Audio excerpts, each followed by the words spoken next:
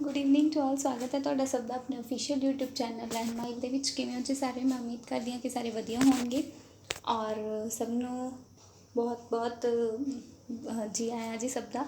और सब दा बहुत बहुत स्वागत करदी अपने यूट्यूब चैनल ते। अगर तुसी हाले तक साडे चैनल नूं सबसक्राइब नहीं कीता तो प्लीज़ पहलां जाके सबसक्राइब करो, लाइक शेयर्स ज़्यादा तो ज़्यादा कर दिया करो ताकि जो भी अपडेट्स है तुहानूं फर्दर मिलदियां रहन। हाँ जी, अज आपां गल कर लैंदे आं इंपॉर्टेंट अपडेट दी। देखो जिवें तुहानूं कि पता ही है कि अज संडे आ, लेकिन डिपार्टमेंट का काम अज भी चल रहा है।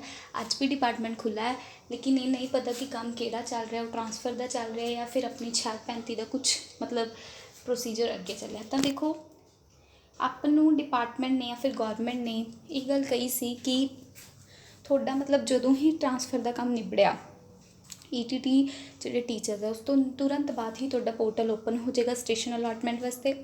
दैन 5994 ਦਾ पोर्टल भी असी नाल ही खोल देंगे। मतलब अगर आप सीधे सीधे करिए तो 5994 1 जुलाई तक तो आनी चाहिए है ना। लेकिन ट्रांसफर की मतलब होई नूं प्रोसैसिंग चलदे नूं 3-4 दिन हो गए, मतलब ओवर हो गई, लेकिन हले तक भी इन्होंने कोई अपडेट नहीं दी। तो आप कल तक वेट करना है। मंडे नूं खुलना चाहिए है पोर्टल स्टेशन अलाटमेंट का फॉर सिलैक्टड कैंडीडेट्स, ठीक है। तो मंडे में भी जोड़ा है अगर आपनूं कुछ मतलब अपडेट मिलती है तो बहुत वधिया गल है। अदरवाइज आपनूं फिर तो प्रोटेस्ट करने पैणगे फॉर 2364 फॉर 5994 सब वास्ते आपनूं जोड़ा है फिर तो इंसाफ जोड़ा है आपनूं लैना पवेगा। दूसरी चीज़ जिवें कि मैं तुहानूं दस्सिया कि डिपार्टमेंट विच बहुत ज़्यादा काम चल रहा है। देखो ट्रांसफर की भर्ती भी ट्रांसफर भी इन्होंने करनी है, ठीक है। ट्रांसफर का काम भी डिपार्टमेंट ने करना और 6635 का काम भी डिपार्टमेंट ने करना। सो डिपार्टमेंट उत्ते प्रैशर है तो हो सकता है कि कल परसों तक आपनूं जोड़ा है अपना पोर्टल जोड़ा ओपन मिले सिलैक्टड कैंडीडेट्स नूं। दूसरी चीज़ विद हैल्ड वालों का कदों अपडेट होवे। देखो जी जित्थों तक सुनन नूं आया है कि विद हैल्ड वाले बिल्कुल भी निराश ना हो, बिल्कुल माइनर जी गलती करके उन्होंने विद हैल्ड किया। कोई भी उहदे विच सॉलिड रीजन नहीं है। कई जिन्होंने कईयां नूं कीता उन्होंने कोई गलती नहीं है, किसी भी उन्होंने डॉकूमेंट दे विच कोई गलती नहीं है, किसी भी कोई सर्टिफिकेट गलती नहीं है। सो ये वैसे ही कुछ एरर्स करके या फिर कुछ माड़ी मोटी गलती करके उन्होंने जो है विद हैल्ड किया गया, तो उन्होंने जल्दी अपडेट होगा।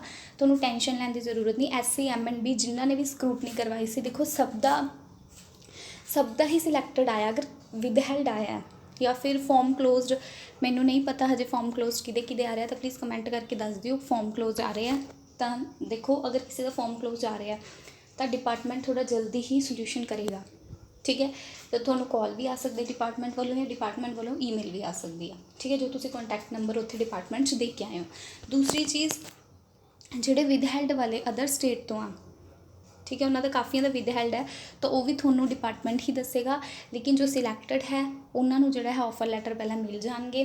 2364 का की बनेगा, देखो 2364 आप कह सकते हैं 2364 अगर बहाल होंगी आ तो 6635 जोड़े लो मैरिट वाले उन्होंने बहुत ही फायदा।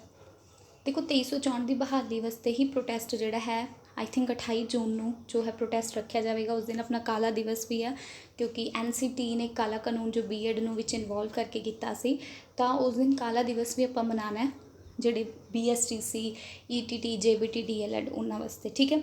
2364 जोड़े कैंडीडेट्स है जिन्होंने स्क्रूटनी भी करवाई, सब कुछ होया, तो देखो इन्हों की बहाली होनी बहुत जरूरी है। सब कुछ होया वा इन्हों का, तो इन्हों भी बहाल करवाना बहुत जरूरी है, तो बहाल आपां करवानी है, ठीक है। तो जोड़े 2364 सिलैक्टड से 2364 अगर हो जाते हैं 6635 तो पहला 2364 अगर हो जाता है तो फिर देखो 6635 किन्ने लो मैरिट वाले जोड़े है वो उन्होंने स्क्रूटनी होएगी और बहुत डाउन जी है मैरिट जा सकती है।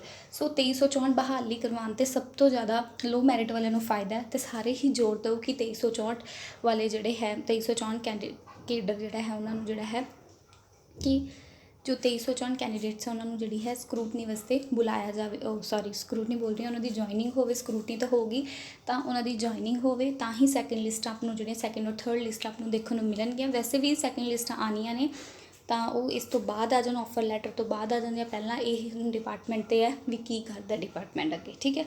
सो इसी अपडेट उम्मीद करनी वधिया लगी होगी। लाइक शेयर सबसक्राइब करना ना भूलना। So this is learn mile signing off. Thanks for watching.